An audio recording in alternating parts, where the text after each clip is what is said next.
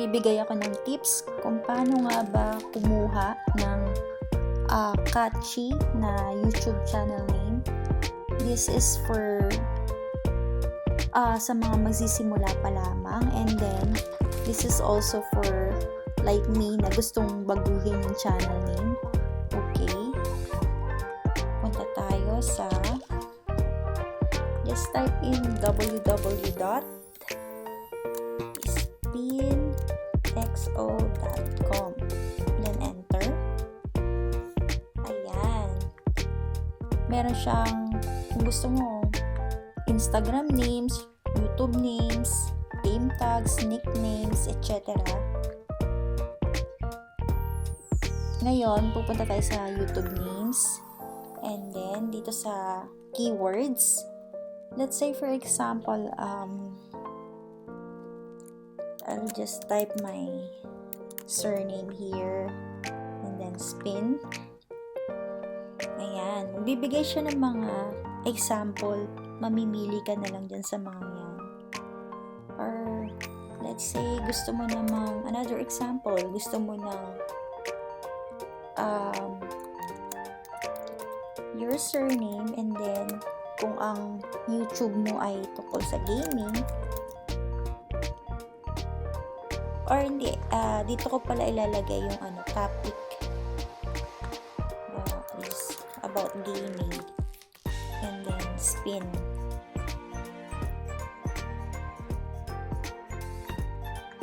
Ayan, tibidad motion.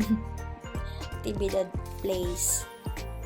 Ayan, nagbibigay siya ng example, mamimili ka na lang doon. So, exact words. Exact words. Pix tibidad. Gaming tale. Limited tibidad. Yung mga ganon, diba? Bawa, gusto mo naman, ang topic mo is cooking.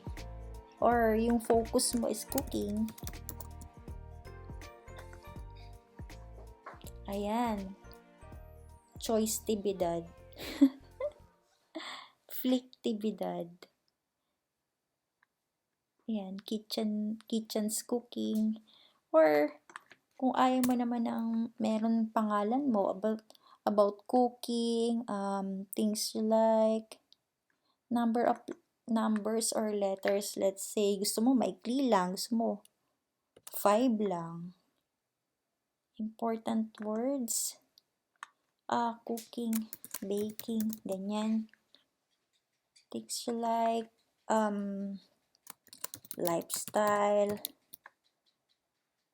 Ayan, spin, let's say. Yan yung mga tinype mo. Ito ang mga lumabas. Numbers, mono cooking, original 5, baking 5. Ayan. I guess, siguro yung keywords na lang. Let's say, gusto mo ng may adventure sa dulo or whatever. Spin. Ayan, animation cooking. Adventure update. Listen natin yung cooking. Adventure. Ayan, nagbigay siya. Spy adventure. Diba? Kasi ako, when I started sa YouTube, I just type my real name. And then, all of a sudden, parang, it's so obvious. Nabulgar na lahat. Parang, and now, gusto kong siyang i-change. So, nag-research ako, and then I discovered this, SpinXO. Kaya yung mga mag-uumpisa dyan sa YouTube, at sa mga gustong palitan na kanilang YouTube channel, ito, yung SpinXO, na-discover ko and sinishare ko lang sa inyo, para at least, magkaroon kayo ng idea. Katulad ng senior ko last time, kumukuha ako ng channel art doon sa canva.com. Ayun guys, kung meron pa kayong mga idea kung paano just leave the comment down below para mag-suggest ng iba pang catchy name generator para sa inyong YouTube channel. Dahil for me, ito, na-discover ko, SpinXO. Okay, ililib ko na lang sa description box kung yung nito, kung